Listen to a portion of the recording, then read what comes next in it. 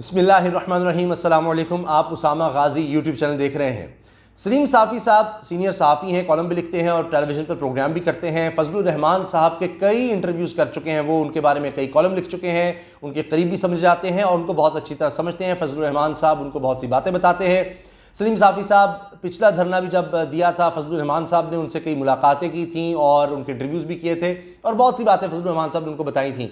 अब इस दफ़ा उन्होंने एक और कॉलम लिखा है और उसमें मार्च की बात कर रहे हैं वो, कि मार्च में सूरत हाल वाज़ेह हो जाएगी और इस वक्त जरदारी साहब और नवाज शरीफ साहब वो क्या कर रहे हैं फजलुर रहमान के साथ, ये भी सलीम साफ़ी साहब अपने कॉलम में लिखते हैं और मार्च की तारीख देते हैं। मार्च के हवाले से मैं आपको बता दूं कि कई लोग सोशल मीडिया पर, सीनियर सहाफ़ी भी और कॉलम निगार भी इस तरह की बातें कर रहे हैं कि जैसे इमरान खान को हटाया जाने वाला है और उनकी जगह किसी और को लाया जाएगा। कुछ बातें पीपल्स पार्टी की हो रही हैं कि जी पीपल्स पार्टी का शायद कोई अगला वज़ीर आज़म होगा, इस तरह की बातें भी हो रही हैं।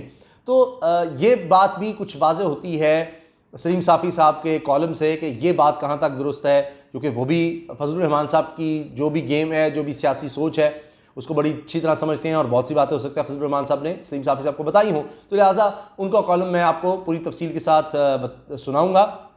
मगर उससे पहले मैं आपको बता दूँ, मौलाना तेरा शुक्रिया, और ये कॉलम लिखा है इम्तियाज़ आलम साहब ने।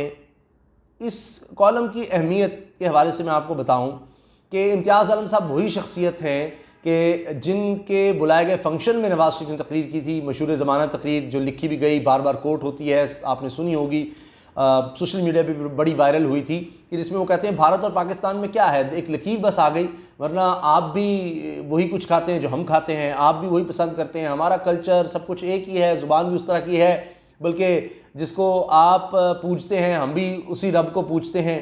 तो ये तक नवाज शरीफ ने जिस फंक्शन में कहा था और जिस तंजीम के बुलाने पर ये सब बात हुई थी और जिस तंजीम के फंक्शन में उन्होंने शिरकत की थी, वो इम्तियाज़ आलम साहब ही की तंजीम है और वही मौलाना तेरा शुक्रिया कॉलम लिख रहे हैं और उसमें कह रहे हैं कि जी मौलाना फजलुर रहमान साहब बड़ा बेहतरीन काम कर रहे हैं, अकेले चले हुए हैं और नून लीग और साथ साथ जरदारी साहब कि उनको उस तरह से सपोर्ट हासिल नहीं है, लेकिन वो अलहदा भी नहीं हो सकते, तो लिहाजा बड़ी बात है और वो फजलुर रहमान साहब को सलाम पेश कर रहे हैं और शुक्रिया अदा कर रहे हैं कि मौलाना तेरा शुक्रिया। ये अलग बात है कि इम्तियाज़ आलम साहब लेफ्टिस्ट समझे जाते हैं और मौलाना फजलुर रहमान साहब तो राइटिस्ट, यानी वो एक दीनी रहनुमा के तौर पर समझे जाते हैं। तो बिल्कुल दोनों मुख्तलिफ हैं, लेकिन बहरहाल वो फजलुर रहमान साहब का शुक्रिया अदा करें कि जिस तरह से वो सब कुछ ये कर रहे हैं और ये जलसे जुलूस कर रहे हैं।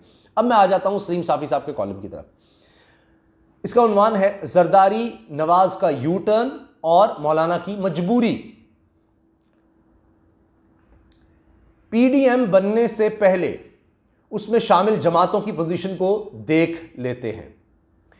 उन दिनों पीपल्स पार्टी बरहम और खौफजदा थी, क्योंकि उसके साथ होने वाली डील की बाकी शिकों पर अमल नहीं हुआ था।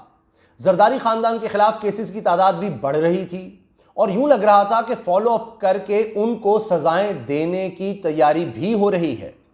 सिंध हुकूमत छीनने के भी इशारे मिल रहे थे। यूं जरदारी और बिलावल नजरियाती होने के का तासुर देने लगे। उस वक्त मुस्लिम लीग नून की क़यादत का भी जहन बन गया था कि उसके साथ होने वाली डील की शिकों पर अमल नहीं हो रहा। वो ये सोच रही थी कि शरीफ बनकर और आर्मी चीफ की एक्सटेंशन के हक में वोट देकर इस्तेमाल हुए और अब दोबारा इनके गिर्द घेरा तंग हो रहा है। मियां नवाज शरीफ की राय बन गई कि ना सिर्फ इनकी बेटी को लंदन आने नहीं दिया जा रहा, बल्कि इनकी किरदार कुशी के मंसूबे भी तैयार हो रहे हैं। इस दौरान कुछ दोस्त ममालिक भी इमरान खान से नाराज होकर इनसे दोबारा ताल्लुकात उस्तवार कर बैठे। यूं वो नजरियाती बनने लगे, यानी नवाज शरीफ फिर नजरियाती बनने लगे। मौलाना फजलुर रहमान तो शुरू दिन से हुकूमत के खिलाफ मैदान में निकलने के लिए बेताब थे, लेकिन कभी जरदारी साथ देने को तैयार नहीं होते थे और कभी नवाज शरीफ। गुज़श्ता साल इनके धरने से फायदा उठाकर दोनों जमातों ने अपना अपना उल्लू सीधा करके उन्हें तन्हा छोड़ दिया और इसके बाद वो अकेले भटकते फिर रहे थे। यही हालत कौम परस्त जमातों की भी थी। मज़कूरा तनाज़ुर में जरदारी साहब मौलाना फजलुर रहमान के पास आए और उनको यकीन दिलाने की कोशिश की कि अब वो इनके हमरा मैदान में निकलने और इनकलाबी बनने को तैयार हैं। मौलाना पूरी तरह यकीन नहीं कर रहे थे, लेकिन जब जरदारी साहब ने सबको इकट्ठा करने और APC की मेज़बानी खुद करने का जिम्मा उठाया तो मौलाना को कुछ ना कुछ यकीन आ गया। दूसरी तरफ जुबैर उमर साहब दूसरी तरफ जुबैर उमर की मशहूर ज़माना मीटिंग के नताइज के बाद मियां नवाज शरीफ भी मुकम्मल तौर पर मायूस हो गए और मौलाना समेत दीगर अपोजिशन जमातों को कायल करने में लग गए कि अब की बार वो ऐसे नजरियाती बन गए हैं कि लोग इन्हें देखकर और सुनकर परवेज रशीद को भूल जाएंगे। चुनांचे पीपल्स पार्टी की बुलाई गई APC में PDM इत्तेहाद बना, मौलाना को सरबराह बनाया गया और सब इस पर मुतमईन हो गए कि माजी के बरक्स अब चूंकि ये एक इत्तेहाद बन गया है, इसलिए किसी जमात के लिए इससे पसपा होकर निकलना सियासी मौत के मुतरादिफ होगा। इसलिए मौलाना ने भी इसकी खातिर कश्तियां जलाने का फैसला कर लिया। दूसरा सवाल यह है कि PDM में शामिल किस जमात की क्या कुव्वत थी या है। पीपल्स पार्टी एहतजाज में मौसर किरदार अदा नहीं कर सकती, लेकिन सिस्टम का हिस्सा होने के नाते अगर वो इस्तीफे देती तो हुकूमत को गिराने में किसी दूसरी जमात से बढ़कर किरदार अदा कर सकती थी और इब्तिदा में इस्तीफे देने पर रजामंदी जाहिर करके गोया उसने अपनी असल ताकत PDM के पलड़े में डाल दी। मुस्लिम लीग नून की ताकत जो हुकूमत और इसके सरपरस्तों को परेशान कर सकती है वो मियां नवाज शरीफ की जुबान है। 3 मरतबा वज़ीर आज़म रहने वाले पंजाब के पॉपुलर लीडर अगर इसी तरह जुबान इस्तेमाल करें जो उन्होंने गुजरांवाला में इस्तेमाल की तो उसकी कीमत भारी अपनी जगह, लेकिन वो तूफान बर्पा कर देती है। मियां नवाज शरीफ ने PDM के तासीसी इजलास में इस तरह की जुबान इस्तेमाल करके ये तासुर दिया कि वो कश्तियां जला चुके हैं। मौलाना की असल ताकत उनका मजहबी और जुनूनी किस्म का वर्कर और उनके पास मौजूद मजहबी कार्ड है। दूसरी ताकत इस वक्त उनके हाथ में यह आ गई है कि वो सिर्फ वो ऐसी शख्सियत बन गए हैं जिनकी क़यादत पर बैक वक्त जरदारी और नवाज शरीफ मुत्तफिक हो सकते हैं। चुनांचे मौलाना भी कश्तियां जलाकर पूरी तरह मैदान में निकल आए। पाकिस्तान का अलमिया है कि उसकी तीनों बड़ी जमातें PPP, नून लीग और PTI रत्ती भर भी नजरियाती नहीं रहीं। ये बहरहाल जब PDM इत्तेहाद बन गया तो इसका बनना और फिर नून लीग और पीपल्स पार्टी का इब्तिदाई रवैया मुख्तदर हलकों और हुकूमत के लिए बड़ा सरप्राइज था। कारकुनों और अवाम की तरफ से इसको जो पजीराई मिली उसने इख्तिदार के वालों को और भी हिलाकर रख दिया। चुनांचे हुकूमत ने लताड़ना और मुख्तदर हलकों ने समझाना बुझाना शुरू कर दिया। वर्कर और वोटर PDM को नजरियाती समझ रहा था, जबकि मौलाना और PDM में शामिल कौम परस्त जमातें भी कुछ वक्त के लिए गलत फहमी का शिकार रहीं। लेकिन जरदारी साहब ने अचानक पावर पॉलिटिक्स शुरू कर दी और मियां साहब को भी हम नवाब बनाने में लग गए। फिर खुद मियां साहब से भी राबते हुए और वो भी एक बार फिर पावर पॉलिटिक्स वाले नवाज शरीफ बनने लगे। चुनांचे फैसला यह हुआ कि सिस्टम से निकलने की बजाय सिस्टम के अंदर तब्दीली लाई जाएगी। जुबानी हद तक मामला सख्त रखेंगे और दबाव भी बढ़ाए रखेंगे, लेकिन हदफ सिस्टम की बजाय इमरान खान की रुखसती होगा। पीपल्स पार्टी और नून लीग की इस नई सियासत को समझाने के लिए मैं ये सादा फिक्रा इस्तेमाल करता हूं कि कौल अहमद फराज वाला होगा लेकिन सियासत शिबली फराज वाली होगी।